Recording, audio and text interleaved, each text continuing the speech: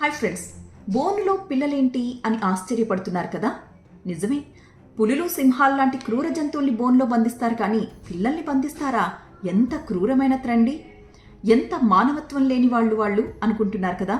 వద్దు, ఎందుకంటే దీని వెనుక ఒక తండ్రి దీన గాథ, నిస్సహాయ స్థితి ఉంది. గుజరాత్లోని అమ్రేలీ జిల్లా జూపూర్ గ్రామం అది. అక్కడ భరత్ బరారియా అనే వ్యక్తికి 6 సంతానం. అందులో 5 ఆడపిల్లలు, 1 మగపిల్లాడు. ఇతని భార్య 6వ బిడ్డకు జన్మనిస్తూ చనిపోయింది. చాలా పేదవాడు. ఎంత పేదవాడంటే తను ఉంటున్న నివాసానికి కనీసం తలుపులు కూడా ఏర్పాటు చేసుకోలేనంత పేదరికంలో ఉన్నాడు.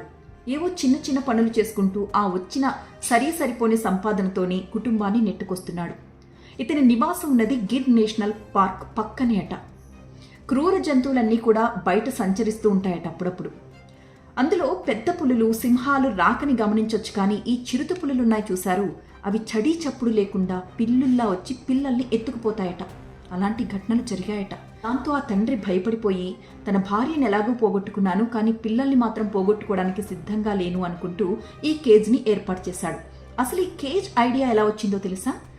ఇతని పిల్లల్లో ఒక కూతురు అడిగిందట, నానా, సడన్ గా ఏదైనా క్రూర జంతువు వచ్చి తమ్ముణ్ణి ఎత్తుకెళ్ళిపోతే మేము ఏ విధంగా వాడిని కాపాడుకోవాలి అని.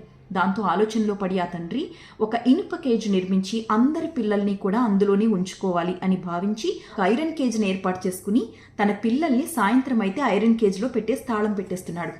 నిజంగా పిల్లల పట్ల తనకున్న బాధ్యత, క్రూర మృగాల నుంచి తన పిల్లల్ని కాపాడుకోవాలి అన్న తపనికి సెల్యూట్ కొట్టచ్చు. ఎందుకంటే ఈ మధ్య కాలంలో మనం చూస్తున్నాం, ఉద్యోగం సరిగా లేదని, ఆర్థిక పరిస్థితులు సరిగా లేవని, అప్పుల భారంలో మునిగిపోయామని చిన్న పిల్లల్ని కూడా చంపేసి తాము ఆత్మహత్య చేసుకుంటున్న తల్లిదండ్రులున్న సమాజాన్ని మనం చూస్తున్నాం. అలాంటి సమాజంలో తన పిల్లల కోసం ఎంతగా తాపత్రయపడుతున్నాడో ఈ తండ్రి.